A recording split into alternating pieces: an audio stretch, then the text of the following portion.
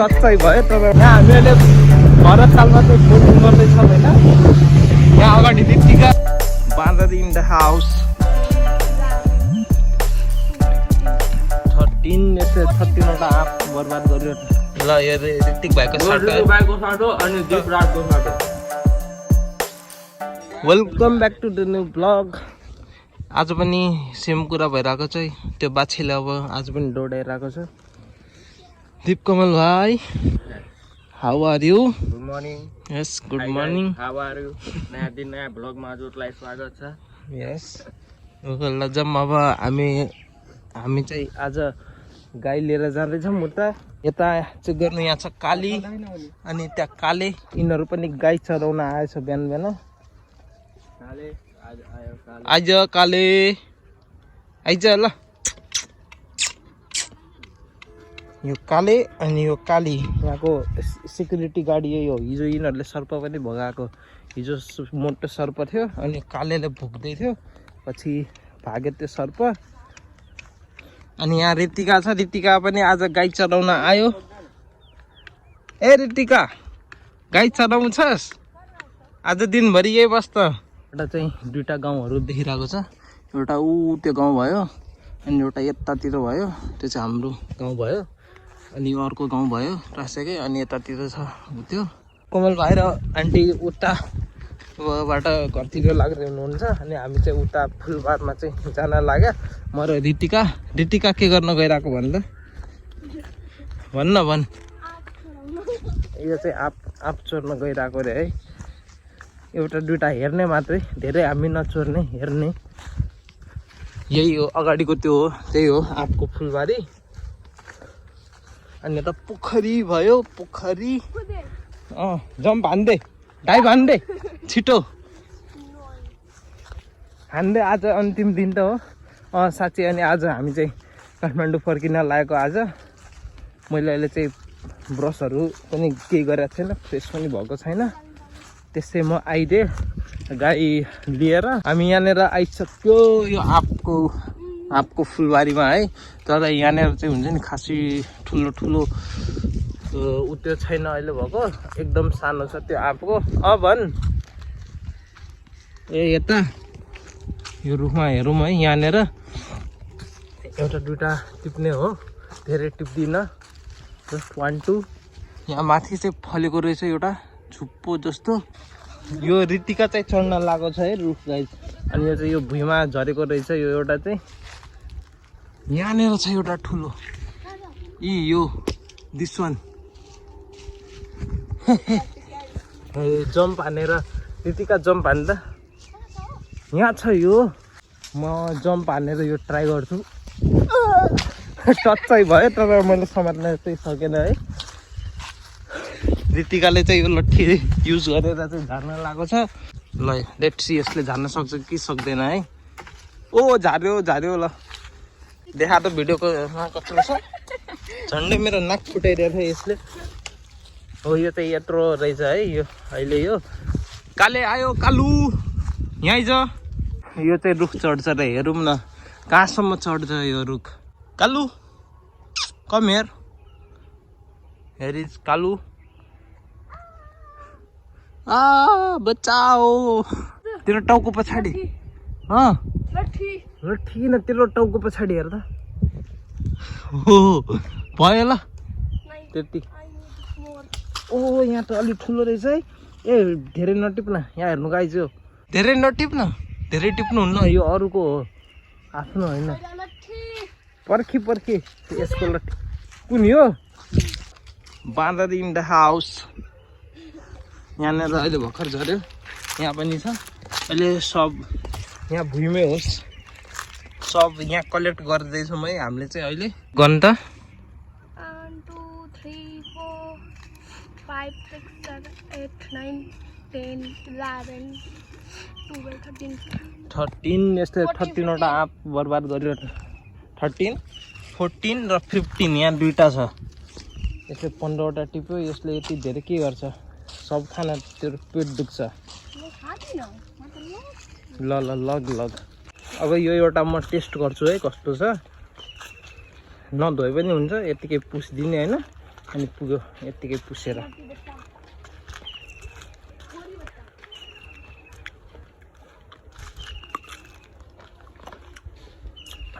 एकदम अमिलो छ अस्तिको त यत्रै थियो होइन तर यस्तो अमिलो खट्टा चाहिँ थिएन हामीले चाहिँ यसलाई यो सानो आँप छ नि यसलाई चाहिँ टिकोला भन्छौँ है नेपालीमा के भन्छ मलाई त्यो नै थाहा भएन हामीले यसलाई चाहिँ टिकोला भन्छौँ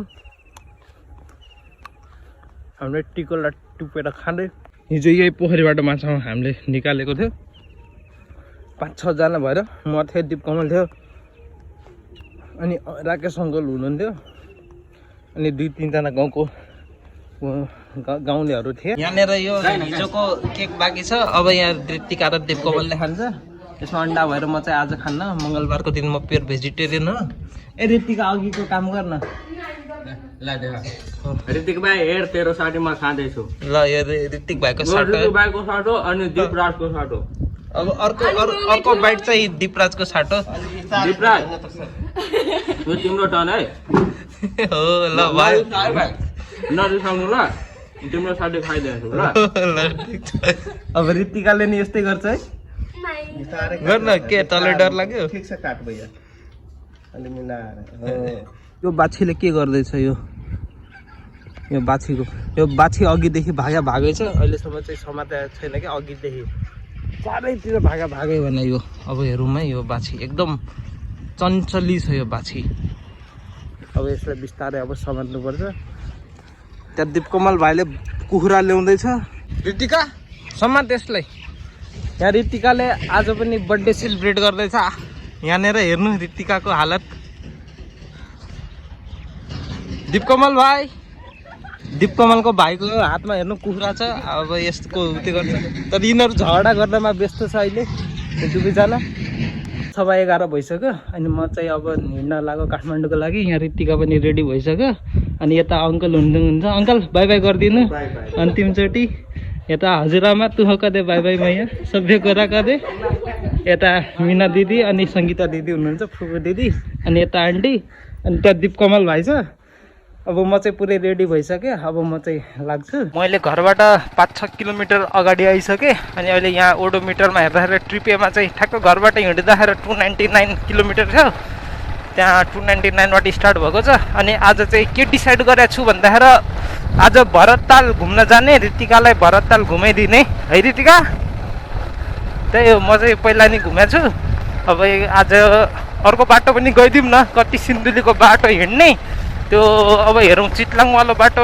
जान्छु अथवा यो दक्षिणकालीवालो बाटो चाहिँ जान्छु त्यो कुलेखानी बाटो चाहिँ आज चाहिँ बर्दिवासको लागि पनि अर्कै बाटो लिएको छु यो अगाडि म औरही जान्छु अनि औरहीबाट सिधै पिच बाटो हुँदै हुँदै उता जानुपर्छ बर्दिवास यो औरही भन्ने ठाउँमा आएको थियो अस्तिको पालि यहाँनिर तरकारीहरू के सपिङ गर्न आएको थियो नि हो यो चाहिँ त्यही ठाउँ हो अब यहाँको मेन बाटो चाहिँ यो बर्दिवासदेखि जलेश्वरतिरको हो अनि यो बायाँ लाग्यो भने चाहिँ जलेश्वर दायाँ लाग्यो भने चाहिँ उता कहाँ भन्छ बर्दिवास हो अनि उता सिधै लाग्यो भने चाहिँ गौशाला यो काठमाडौँको गौशाला होइन यो हाम्रो महोत्तरीको गौशाला हो अब यो बाटो हेर्नु अलि वाइड छ पुरै पिच भएको छ है यो चाहिँ बाटो राम्रो छ अहिले पनि सकेर रहेछ पहिला चाहिँ एकचोटि आएको थियो पुरै खने हुन्छ नि त्यस्तो थियो कि अनि यता आइँदैन थियो दिपकमलको सजेसनबाट म यो बाटो आज आएको मैले अहिले यहाँ के भन्छ बर्दिवासमा फुल पेट्रोल हाले अनि माइलेज पनि चेक गरेको अहिलेको टाइममा चाहिँ हुन्छ नि अहिलेकोमा चाहिँ सबभन्दा हाइएस्ट माइलेज देखाएको छ 44.47 यसपालि 2 जना भएर चाहिँ अलि बिस्तारै हाँक्यो नि बाइक त्यही भएर चाहिँ बब्बाल 44.47 को माइलेज दिएछ यो एकदम राम्रो हो 200 सीसी को बाइक डबल लोडमा दिनु भनेको एकदम राम्रो हो यो अब चाहिँ हामी भरततालतिर लाग्छौँ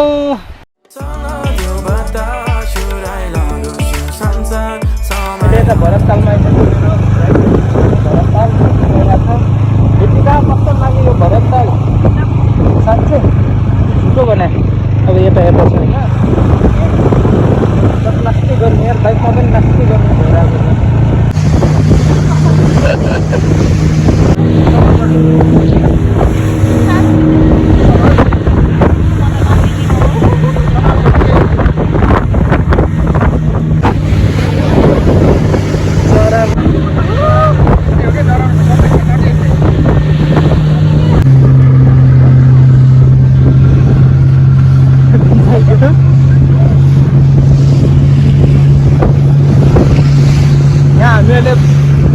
तालमा चाहिँ बोटिङ गर्दैछ होइन।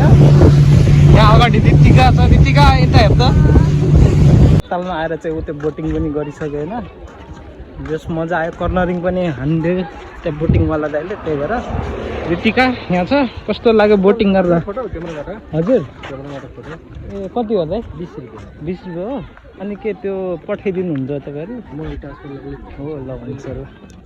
अब चाहिँ लगभग कति 2 बज्न लाग्यो होइन। अनि हामी चाहिँ भरत तालबाट हिँडेको, अघि हल्का फोटोसोटो खिचाउन थाल्यो कि त्यो अब एकचोटि आयो, अब कहिले आउँछ आउँदैन थाहा भएन, त्यही भएर चाहिँ फोटोसोटो खिचाएको।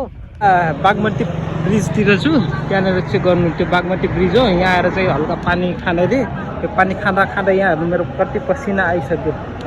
यसको पसिना त त्यो सलमा हुन्छ नि त्यसमा उत्यो भइरहेको छ।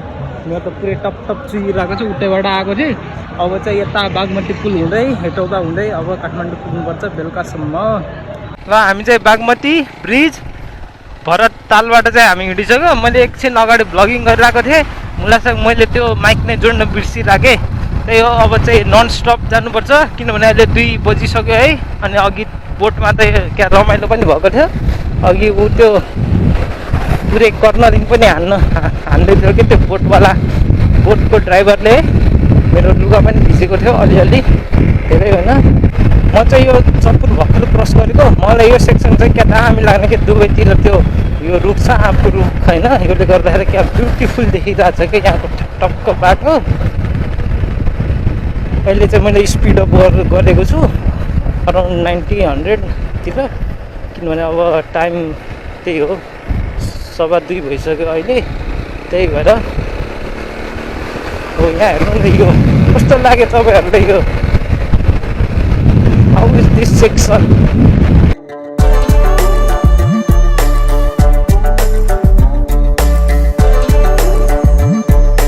आगो लाग्यो हो कि लगाएको? साला लास्टै उयो भयो। यो चुरियामाई मन्दिर भयो। अनि हामी चाहिँ यहाँनिर एकछिन ब्रेक लिएको, ऊ त्यो कोकोनट वाटर ब्रेक लिएको। हामीले कोकोनट वाटर खाएको। अब चाहिँ लाग्नु पऱ्यो। अब एकचोटि हेटौडामा रोक्छु खाजा खानको लागि, अनि त्यसपछि फेरि नन स्टप जानुपर्छ। हामी अहिले सिधै यता कहाँ भन्छ फर्पिङमा आइसक्यो है। अनि यहाँनिर हामी चाहिँ सानो ब्रेक लिइरहेको।